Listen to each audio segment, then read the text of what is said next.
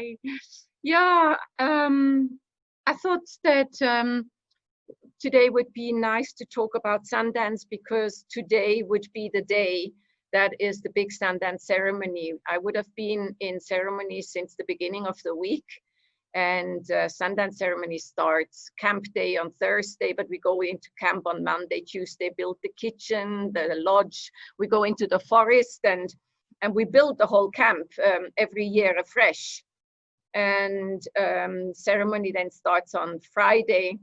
And I thought maybe because the whole of Sundance all over America and Canada, of course, is not allowed. So it makes me think of those times when the whites came and took all the ceremonies away from the indigenous people because it was forbidden, because they wanted to convert them all to become Christians. And it's only in recent years that Sundance has been officially allowed.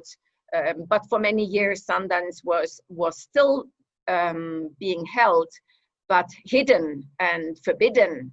And it was without children because the children can't keep secrets. So the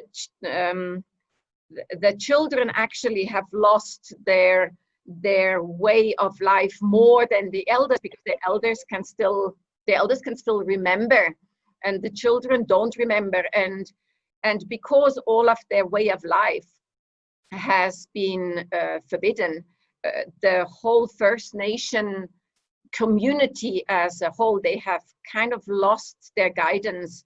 And yeah, even their, it's not their belief, because their belief is there, but their guidance. But I think through the loss of ceremony, if you haven't got anything to hold the community together, people have lost even their way of life. So addiction is rife, alcoholism is rife, gambling is rife, people have no jobs, many are living in reserves with no purpose in life. And Sundance really is one of the core meeting places where 100, 150, 200 people get together with children, old people, the whole community. They trek from across countries to the place and they congregate in one place, and then they come together as a whole and build the Sundance Lodge. And the Sundance Lodge is, well, the closest I could come to explain what the Sundance Lodge is. It is like a big tent, but made out of trees and branches and decorated with cloth and ribbons and handmade flags. And we have two circles, the outer circle and the inner circle. And the outer circle are the dancers and the inner circle are the supporters. So why Sundance? It is to create this community of being together and of sharing, and to put your feet and your hands into the ground and connect with nature and each other. And the core really is to bring the community together so that they feel supported and remember the real way of life, the way of life of being connected with nature. And when I think how we in the West have lost all of that, I see with the First Nations, they have this connection not just with nature, but with spirit and spirits. And I always said here in Africa, the African people still have much more of that connection as well. We've got sangomas, shamans here that have that connection as well. And we Westerners have largely been disconnected from that because we are so focused on life and acquisition and a lot of superfluous stuff. That is my personal opinion, but we have lost that connection. And Sundance is because the indigenous people have been forced away from their ceremonies because they were not allowed to hold these ceremonies. They have also lost, many of them have lost their connection, that connection.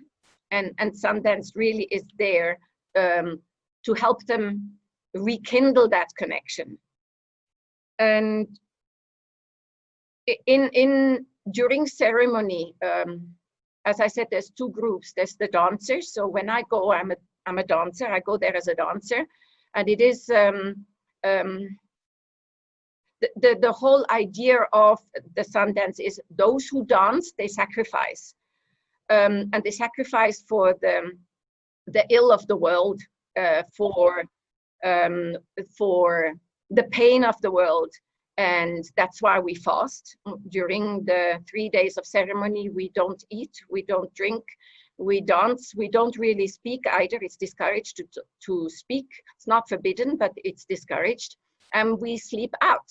And in the day, it can get 25 degrees. We're in the sun, and at night it can go down to 0 or -1 or +3. So it's very cold, and we sleep out. There's no tent. We have 2 meter by 60 centimeters, basically, where we can put our sleeping mat, and we stay confined in that space for the 3 days.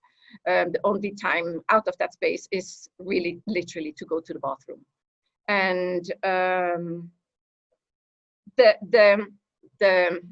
the support that we as dancers give to the others is that we sacrifice and they support us. And those who don't dance can sacrifice by doing piercings and things. But mainly it is the dancers that do the piercings. And that is a form of sacrifice as well. So why sacrifice? It is because, let me take it to here now that we are not in Sundance. With all that's happening in the world, that we all feel the ill of the world because change is afoot. And I think we realize that we need to reconnect with Earth, because we're losing our planet with the way we're living and the way we're behaving and the way we're thinking. We're losing our civilization, if you want, because this world cannot support us the way we are going on about it. And unless we come to that realization that we must change, and I really sincerely hope that this corona is the change, because that is what I've been feeling from the beginning, is that this virus has a mission, not as a living being, of course, but whilst it is a living being, it hasn't got a consciousness, but I think it is nature's way, the planet's way, maybe even the universe's way to reestablish this balance, this harmony that is so out of sync on our planet. And so for me, this ill that has befallen the planet is nature's way of finding balance. Harmony will come in its place, but it's literally, to me, a biological balance that has to happen, because we are too many people. We can't support this Earth, but unless we would find a way to sustain it in a positive way, so that we can cohabit with so many people on this planet. But for that, it needs to change. We can't carry on the way it was. If we go back once this is over, I don't see how this Earth can actually carry on with us as a species. So if it's the end of our species, maybe that is the end of our species. So the greater thing, I have to step out and look at it from the outside in and say, it's for us to make that change. Either we change and we go forward, or then maybe we're like the dinosaurs, the end of us, and the new era will start. I don't know. But this morning, because today would have been the sunrise ceremony in camp, Tom and I went down to my medicine wheel, and I don't know that every one of you knows what a medicine wheel is. It's the indigenous symbol of life with the 4 directions, north, south, east, and west. And I've made a circle in the garden where I meditate in the morning. I've made it, it's a circle out of rose quartz, an outer circle and the inner circle, just like the lodge. And the 4 directions, north, south, east, and west. And each one of those directions, when you connect them, it makes a cross. And that cross is from south to north is the good way of life. and east to west is the black road, which is not the good road. So symbolic of that is going from south, where the wolf stands, to north, because he is the pathfinder. So the south is symbolized by the wolf, and he's the pathfinder to find north, where wisdom is. And west is the strength of midlife, the bear standing up on 2 feet, like as humans we are. So it's the power of the middle 20, 30, 40 years old. And you, okay, we're back again. Just lost a network. So to pick back up from the west would be symbolic of the strong part of our life, where we build our career and we have families and whatnot. And going to the north is wisdom, the buffalo, the bison, and north is also the cold snow. It's the cold of life. And then east is where the spiritual portal is, the spiritual opening, symbolized by eagle, and obviously sun and the Sundance. And that's why the ceremony is called Sundance, because we actually, on the last day, we start the ceremony before the rising of the sun, and we wait for the sun to rise. And it is, I can't explain the power and the energy that comes together when in the middle of this lodge you have the tree of life, around which everything evolves, and then the power of everybody's prayer and energy together when the sun rises. And this is what basically we did together this morning. And I very often go out before sunrise, and I wait for the sun in my place, and I sing and I drum with my drum. And it is just, we felt the energy very strongly this morning, Tom and I felt this energy over the last few days, even just getting stronger and stronger, and almost heavy. I felt very emotional over the last few days, and today it was very, very emotional. And all we can do, I think, is to feel that and feel the hurt of the world, and transcend that and convert that in our own self. And for me, it is like to take that energy on the hurt of the people around us and the wider world, and to me, I see it always like it's like a whirlwind, but without the speed. But it's like a cone of energy that goes from here and becomes stronger. And I feel that it is every one of our duty to not duty, but if we want to contribute to the change, we need to take what is out there negative and convert it into something positive, with our head and our heart, and connecting these two, because we have been given this head to think,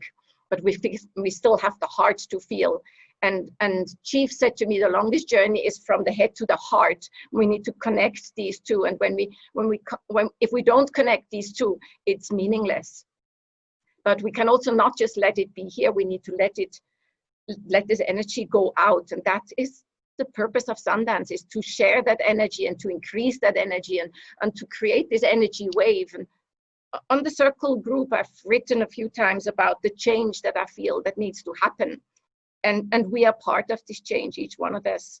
I think us being together here is part of that, because we all think alike, and we all want this change, and we all support this change.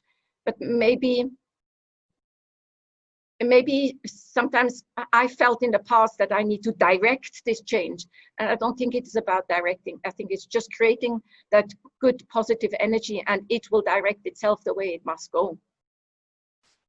That's what I feel I needed to share, because I also want to add that it is not at all, we've talked about religion in the past, it's not a religion, it's a way of life. The indigenous people just have a way of life of being connected with nature, and it is that's what the gift has been that they have given to me. It's to feel this earth, and to feel the energy around us, and the energy in every rock and every tree and every rose, and to even in every piece of broccoli I put in my mouth, there is energy, there is life, and that is what I nurture, and that's what nurtures me as well. Yeah, I had a very strange experience this morning, I must tell you. It's the first time, because the Sundance has never really been resonant as my own kind of spirituality. I've never sort of connected with it. It's Yvonne's stuff, and I respect it deeply, but it didn't seem to touch. But today, because it was Yvonne's birthday and because it was right to go, I went and joined Yvonne for the sunrise ceremony, and it unfolded in a very strange way.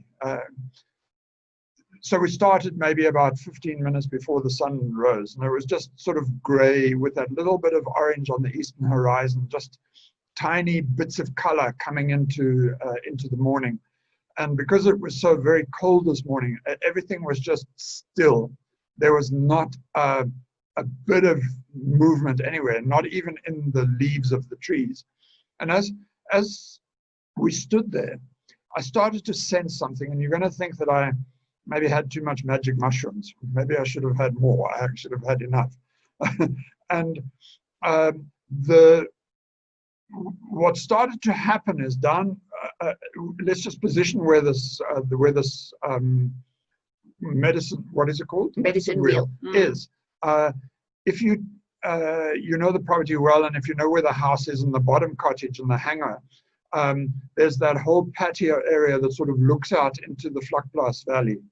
And midway between those two places, we have a little patio that we use just to sit and look out into the valley, and that's a nice place to go and have tea. But down from that, more in the tree line, but on the ridge, is where the medicine wheel is. And we were there. And as I was standing there in this cold, with this not a breath of air, all of a sudden, I started to feel that kind of energy that Yvonne was talking about. And it's like, this is interesting, this is strange. And then slowly what happened with that energy is it started to come up past the hangar. It came from the Vlakplaas Valley, and it came up the side of the hill, and it came up around the back of the hangar and approached from the eastern side. And then it just rustled in the leaves, the jacaranda leaves, those old dead leaves are just very tiny, and it just sort of rustled through those leaves, and it was like a spirit had arrived, and it just came, and I could feel it, and I just looked at the rustling of those leaves in the tree, and I just stood there, and then more came, but they were like one entity coming after another, and they were like coming and visiting. But they were not joyous. This was not a joyous energy. It wasn't a celebratory energy. It wasn't a dark and sinister energy either. It wasn't evil. It was sad. It was an emptiness in a way. And to me, it just felt like these souls that had come from this Vlakplaas Valley, and we know what Eugene de Kock had done there in the old times at that Vlakplaas prison, and how, they'd concocted, that apartheid regime had concocted this evil for sorry, we're just something popping up on the screen here. Let me just get rid of it. There was this center of dealing with the ANC dissidents, but it felt almost like the people of the valley were coming, these entities were coming and visiting, and there was like one initial one. And when you see in sci-fi movies, you see this like this wisp, and it's like a cloud of like soot, and it just comes and dissipates and goes. But it was colorless, but it was like air that was coming. And each time it came, it was cold. It was colder than the cold of the morning. And one by one, they sort of arrived before the sun was there. And then the first ray of sun just broke through. And as that happened, there was this swirl of like like a whirlwind of air moving around, and the leaves and the trees just swayed around. But it was so coincidental with that first ray of sun. And my mind was kind of tracking this and thinking, is this just the way it works every day? You know, the sun comes and it puts energy and warmth, and that creates turbulence, and it rustles in the trees. And but there wasn't enough of that energy yet. It was still bitterly cold, and nothing else moved. I was looking at the leaves elsewhere in the valley, and everything was still, but just here around us. And it swirled around, and it was tumultuous, and it was almost like an embrace. And then I just opened myself to this, like, come and give me a hug if you want to give me a hug. And then it, as the sun started to rise, this quietened down. And then there was like one or two, and then after a while it just stopped. And I know my dad's energy is around on the farm. Very often when we walk from the auditorium back to the house at night, especially in the winter, it's so cold and there's not a breath of air. And there's that Buddhist bell that hangs, that aluminium bell that hangs in a tree just outside of the auditorium. And as we walk past that bell, it's happened to Yvonne, it's happened to me, it's happened to the staff. As we walk by, that bell just goes ding, and it like almost says, hello, I'm still here. And so when I was down on the other side with Yvonne this morning, I was kind of thinking, is Dad part of this? And no, it's not. Dad was not part of that. He's over the back of a hill somewhere. That's the sense I got. That's his space over there. He's not part of this. And what is this about? This is a kind of a yearning, a sadness for what's happened to Earth and us as people, and the kind of heinous things that we do for each other and do to each other, and the things we do to ourselves, you know, the way we just can't cope. We've had some death in one of the neighbors, you know, in the family nearby, and it's just been a sad moment. And it's like all of the sadness, and how do we deal with it all, you know? And that's what this seemed to be like. And it was almost like something has to be done. And so I have to digress a little. Yvonne and I have, over a long period of time now, thought that it's time to maybe pack up in Africa and go and live in Switzerland. And the more we try to make those plans, the more those plans get stymied in a way. And today was the first time I was standing on the farm as the sun had risen, and a message came to me as clear as anything. It's like, this place serves a purpose, and you haven't fully realized the sacredness of the purpose that this place serves. And that's why this place cannot move on into some other hands. It has to stay protected in this way. This is a sacred sanctuary for something. I don't know what it is. And that was a sense of peace. It was like, wow, maybe that's the way it is. Maybe we have a small flat somewhere in Switzerland, and we come and go. But it seems like there is a plan for this place, and that can't be let go of in just in a commercial transaction to somebody else who's going to bring their hunting rifles here and make their braais and do the stuff. Not that there's anything wrong with that, but it's a different energy of a different kind, and it seems like this is not meant for that. Anyway, I don't want to hijack this. You go. Yeah, but this morning it was definitely very, very strange, because I'm normally in a very calm space there, and I connect and I connect deeply, and I resource myself there. And today there was just tears and tears, and I can't explain it. We both felt it very strong. Yeah, so I don't know. I have nothing really more that I can say to that, except that I can only invite all of you to put your minds, with us one day. Yes, and put your minds towards that energy, because when I think back how I got to go to Sundance, I don't know if all of you know, some of you might not, but I got to go to Sundance when I needed to confirm with the oncologist which one of the 2 chemos I was going to start. I had already diarized them, but we hadn't decided yet which ones of the 2 chemo treatments I should. One a shorter, one a more intensive, and one a bit more longer, over 6 months, a bit less intensive. And as the days were coming closer to going to see her to confirm, it was a Thursday, I remember, on the weekend before, on Saturday, I came to a point where I said, I can't do this. I'm not going to do this. I can't do this. It wasn't, I can't do this. And then I thought, maybe I need a second opinion. And I went on the net and I looked for another oncologist, and I found one online, and I sent an email, and literally, lo and behold, on Sunday, I got an email on the weekend. I got an email, you can come on Monday morning. I think I went there at 9 o'clock on Monday morning.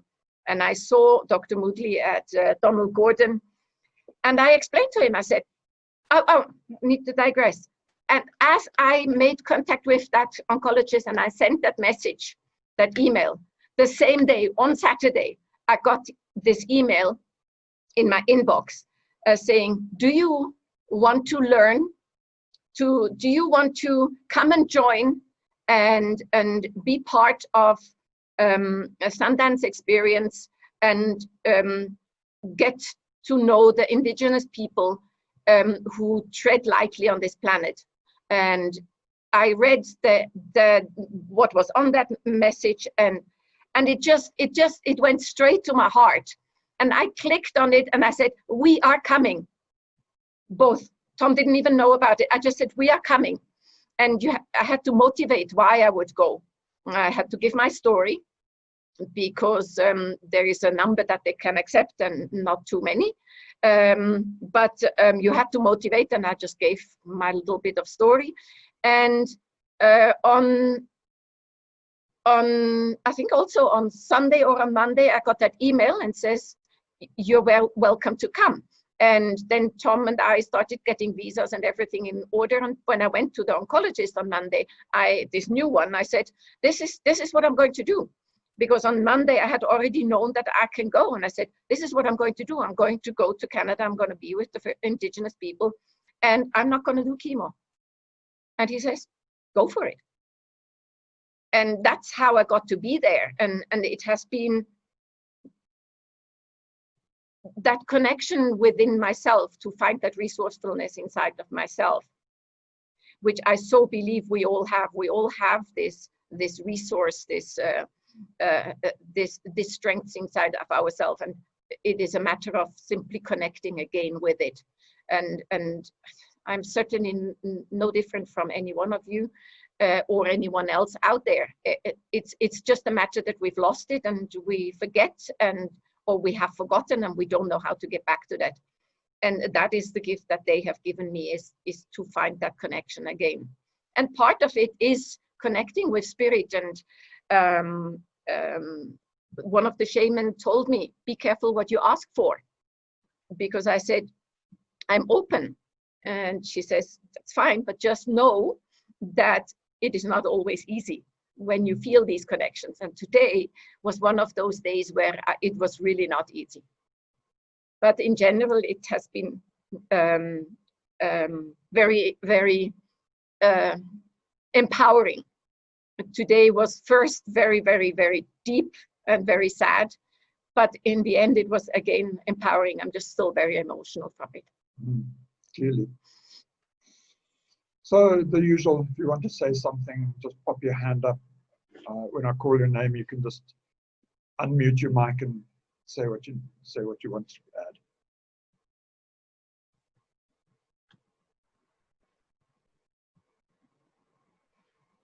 I think you knocked everyone out through that.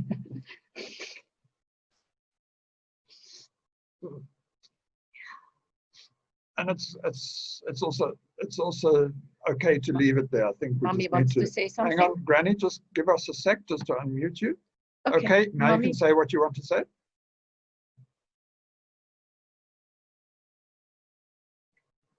Can't hear. Mummy, we can't hear you. Wait, Mummy, we can't hear you. Not on our side, it's on her side.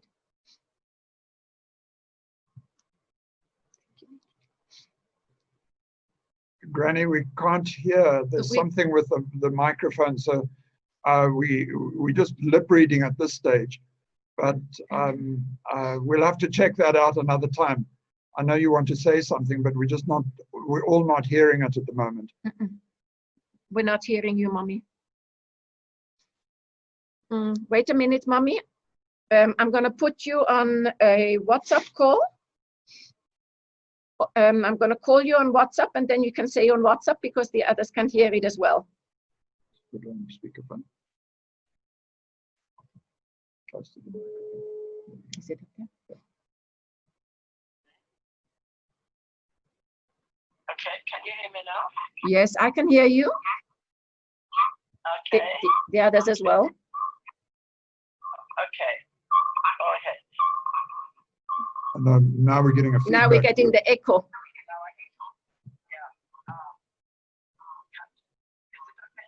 Yes.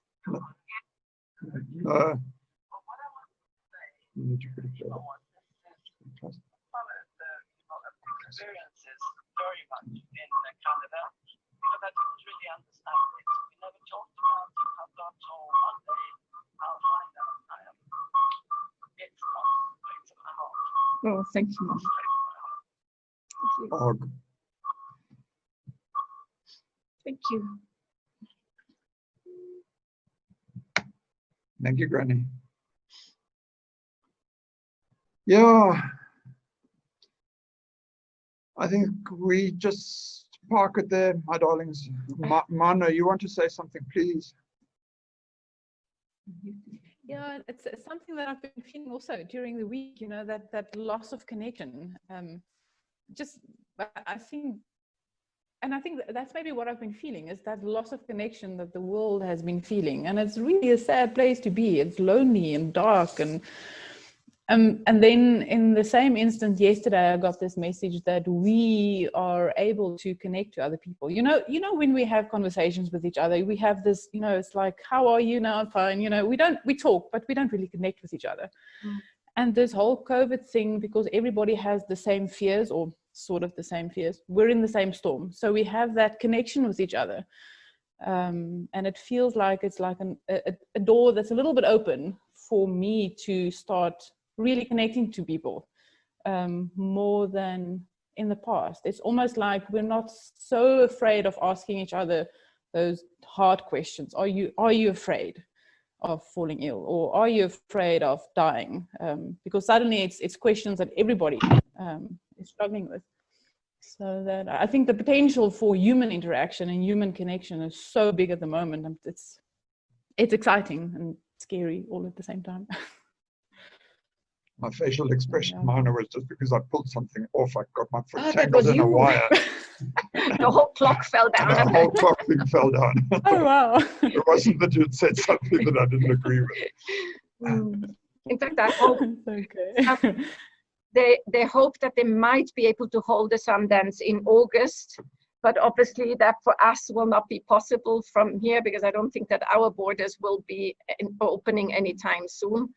So it's going to be a very, very small Sundance, maybe hidden in the forest, because I know they went for the fast. I was supposed to go a month before Sundance this year and do a fast in preparation for Sundance. That was all organized in the north of Calgary, 7.5 hours drive north.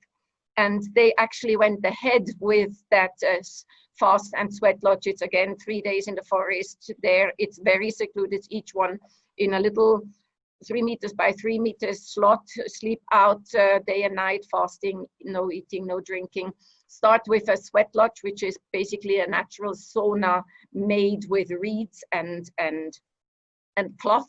And then you go and fast, and you end with another sweat lodge. And the sweat lodge is a very spiritual experience. We use the sauna today as a physical experience, but the origin of a sauna, the sweat lodge, is a very spiritual experience, because you're inside this dark cave. There is no lights. You close up the entrance, and there's a big hole in the middle, and there is a fire keeper outside, and those rocks inside the fire, we heat rocks this size, and these rocks represent the spirits of the grandfathers. And when they talk about the grandfathers, it's everybody who has gone before us.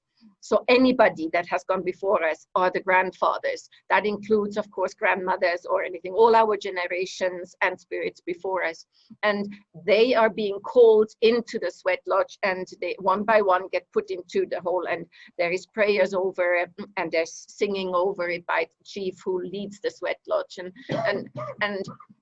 the energy in there is as strong as Sundance itself.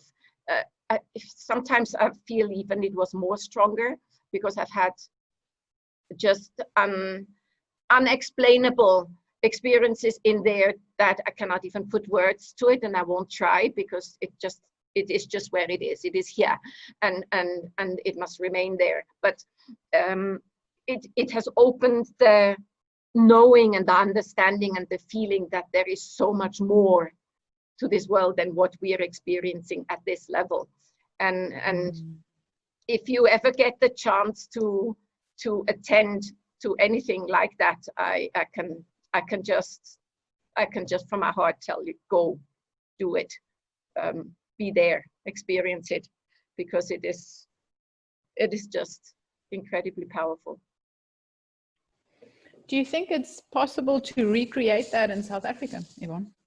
I know we don't have the First People Nation here, but we have our own wisdom, I think, yeah. Yeah, you know what, man, I talked to Chief about it, because I said I would love to build a sweat lodge here on the farm, but I need a shaman to lead. It's not just a thing. It's not a sauna. You see, otherwise I can do it, but I'm not a shaman. Whilst I can connect, but you need somebody who leads these ceremonies, who is open to that spirit world, who can invite the spirits in a good way, who can guide this and open those portals. And I wouldn't put myself forward for that, but also because it has to be done in the right way. And it's not a right or wrong way, but they you know, Chief is so connected with the other side that, for instance, when the naming ceremony happens, when people want a name, a spiritual name, those who want a spiritual name, they come forward and he gives them the name at the tree of life, and he just gives the name as they come, but it comes to him. It's not him who gives the name, he gets the name. And you know, some people have been offended. I remember a lady said, she was what, blueberry woman, I think she was, or something, or berry woman. And she says, I don't want to be berry woman. And I said, you need to find the wisdom in that, because there's a reason why you've been given that name, and you need to live up to that. There's a reason why you've been given that name. My name is Bluebird Woman, and I had to understand what that name is. And a shaman, I had a session with a shaman, and she said, the Bluebird Woman is the one that flies over and looks down and looks who needs help. And so that name is just so very appropriate.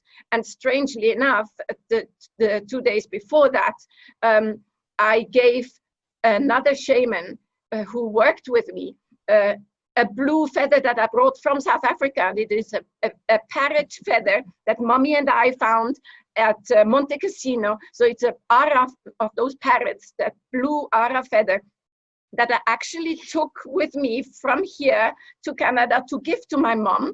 But during ceremony, there was 2 blue feathers that came floating down. That was that vision. And then after that, I got that name, Bluebird Woman. So I gave that feather as a thank you for the ceremony that I'd gotten from that shaman. And so it is stayed there. But that's how my name came about. There is no coincidence. None of these incidences are connected. Nobody knew anything from the other. To me, it is just such a sure sign that it is something, a sign from the other side. So it is with honor that I carry that name. May, you wanted to say something?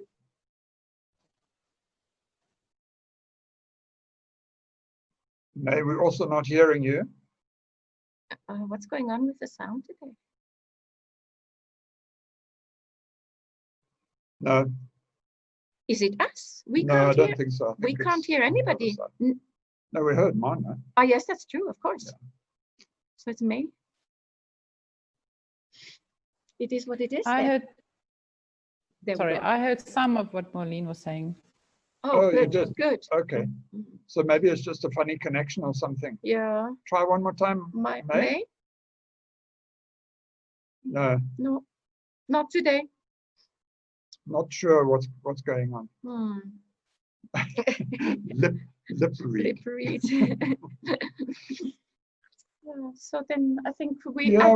I'd like to leave the energy there and not take it apart too much, because that's what actually Chief said to me. When we're in this experience, rather leave it here and not try to bring it here. And I'm still battling with that. We talked, Ken, remember we talked about it when I was doing a month ago. I did the 3-day fast here by the medicine wheel, because I couldn't go to Canada to do the fast. And part of my curiosity wants to understand what's happening. How do we connect with the spiritual world? How do we use the third eye and the pineal gland to connect? That's my curiosity. And I allow that curiosity to happen, but the real thing has to happen here, and it must stay here as well. And I think that's also what I say to my clients, actually, when they have this amazing breakthrough and they want to start asking. I say, don't ask, just be with it and let it be there, because that's where the healing needs to happen. Ken, you wanted to say something? Yes, can you guys hear me? Yes, Yeah. we can hear you. Yvonne, I just want to say thank you for sharing, for you and Tom sharing the experience with us. Thank you. I think it has left us with, well, for myself, speaking for myself, with a strong energy, a connection. However, I also want to just say that, especially with the native people, they are close to the cycles of nature. And we are in the middle of what the Taoists would call, or the Chinese, the yin energy. Therefore, the sadness and the unconnectedness, the uncertainty, the fear are the emotions that will arise. And in those emotions lies the learning and the understanding. And nature allows us. We must remember nature loves us, especially the green. If we are in the green environment, it resonates with the human being. And if we can tap into this and experience and know that nature loves us.